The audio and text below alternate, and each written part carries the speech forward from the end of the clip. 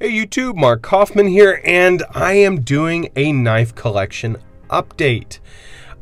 This is not my complete collection. I have a few private collecting pieces, just ones that I don't carry, were given to me by friends, family, friends of people I've met through YouTube, and not everything I have is here, but this is everything that I carry.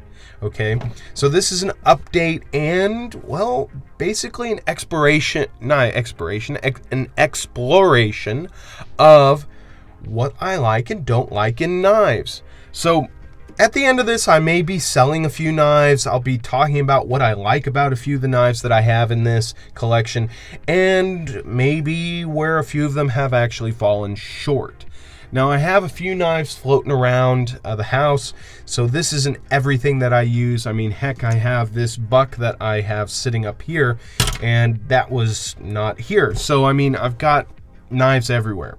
But let's just get into it. So, the Winkler knives, I even forgot what model this is. I think this is the Hunter of some kind. I paid a lot of money for it, okay?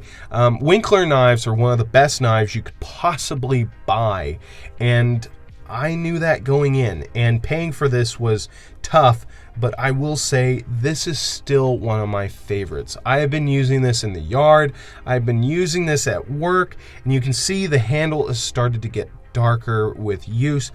I mean, look at the blade. Look at the blade.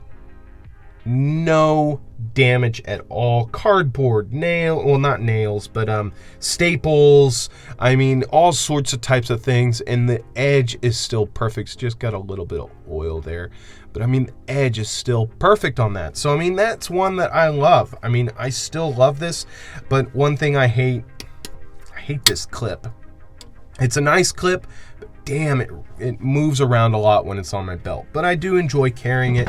And then here is my other fixed blade I carry, and it is a Schrade SCHF14. And I have a very nice polished edge on here, very, very sharp. I carry this one mostly at work, and it's mostly for fine cutting. I know it's kind of odd to say you're carrying a fixed blade for fine cutting, but this is for when I really want to do a detailed, deep cut, and I need to have a sharp knife. Now, I understand this is 9CR, and 9CR is fine, especially for a knife like this. I'm not expecting it to cut forever, but I still do enjoy this one. Now, let's get into the Victorinoxes. The three Victorinoxes that I have ended up keeping out of all of the ones that I have ever experienced is the Super Tinker, the Spartan, and the Sportsman. The Sportsman is like a Spartan, has a nail file, and then the Super Tinker has the Phillips on the back, parcel hook, and then scissors. And honestly, when it comes to Victorinox, these are the three that I find myself carrying the most, and they're the three that I have. I don't see myself selling these at all, and to be honest, I don't see myself exploring any other newer models of Victorinox, but I am still hunting for vintage stuff. So those are the three that I've really kept in my collection. Here is a buck.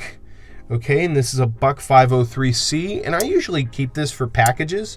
It's a small knife, small thing. It's not going to do a lot of work, so I usually keep this at home for packages and mail bags. So that's where that lands in my use. This is the Cold Steel Lucky 1, and this is the single blade model. Has S35 VN steel. It is a slip joint made in Italy by Cold Steel. Now, I have to say, it's a fantastic knife. It's perfect. Now, when it comes to the Higo no Kami, I still have this, while I'm trying not to cut myself, still have this only because of its history and because of how unique it is. Whenever I pull this out and carry it, everybody asks, how old is that thing? Because it just looks ancient.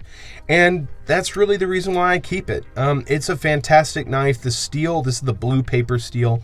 It is a great cutter.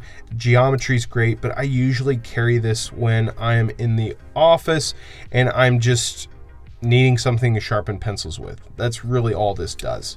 So here is the Boker Knives Roper, and this is probably one that I'm going to be selling. I have sharpened it up a little bit, touched up the edges. It's razor sharp, so you don't have to worry about that, but I'll be selling this for $50. Okay, I paid $60. And really the reason why I'm selling it is I just don't use the serrations all that much. If you're interested in buying it, just let me know down in the comments or email me. That information is in my information here on YouTube, or you can just request it and I can send it to you. But I just haven't carried this one in a while, and when I don't carry something, it's got to go. So there's that. This is a Schrade. And this one here was actually gifted to me by a viewer.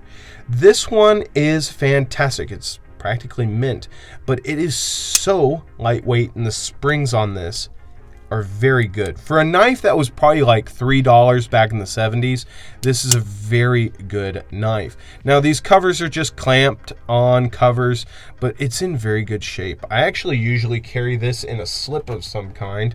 I have this Rough Rider one that I carry this one in, and I just try to keep that in good condition. And I really do enjoy carrying that one around the house. I really don't take that one to work all that much. The same individual sent me this old timer, and this is a 830T, and this is a jackknife, and this is one of their American-made ones back in the day. And he sent me this to clean up, but I actually kind of liked how it aged. I like the marks on the bolsters, I like the marks on the blade, and for me, I'm actually still carrying this. I carry this around the house quite a bit, and some of these stains are actually mine, so I really do enjoy that. And then I have my last two case knives. So this is a Muskrat. You've got a repeated blade here. Two blades are the same. And then you have a Trapper, which has a clip blade here and then a spay blade. So there are those knives, and then you have the Boker Epicenter. This is one of my grails. I love this thing. It has VG10 steel, and it is discontinued, so good luck finding that. And then this is the Boker, and I forget the model or name on this one. This one is the Titan, I think, and it is in 440C titanium handles, back lock, and it is a fantastic one.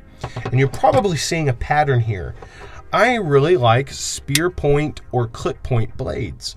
So that really is the pattern throughout all of these knives, are they're mostly spear point or clip point blades. This is a Chris Reeves Sebenza 31, probably the most expensive knife I've ever bought, but I have to say I still enjoy carrying this. And then I have my two workers, my Kershaw Blur in S30V, and then my Benchmade Osborne in S30V steel. Now, you're probably wondering, okay, you just showed off all your knives that you collected over the years, and you're doing a collection update, etc., etc. What was the point? Well, for me, I wanted to just show you guys what I like in a knife. And really, I like titanium, I like synthetic materials, and I like organic materials. So we've got micarta, we have G10, we have wood, we have all these different materials. But what I also really like are clip point blades, some type of clip or spear point blade. These blades are the most useful for me, and I really have a hard time using any other blade shape. Now, I do have a knife coming in the mail that may change this, but for me, when it comes to a knife, a clip point blade or spear point blade is the way to go. Now, the other thing you might notice is I don't really have a favorite steel. I used to. It used to be M390, and now I'm not working my knives hard enough to really notice the difference, so I go with almost any steel. So I actually just thought you guys would enjoy this video, just me talking about the collection I have and where I'm at in 2023. I've recently bought a few knives that are coming in, and it's been almost 5-6 months since I bought a knife, so that's been a while. So I hope you guys enjoy those knives coming in. Till the next one, I'll talk to you guys later. Bye-bye.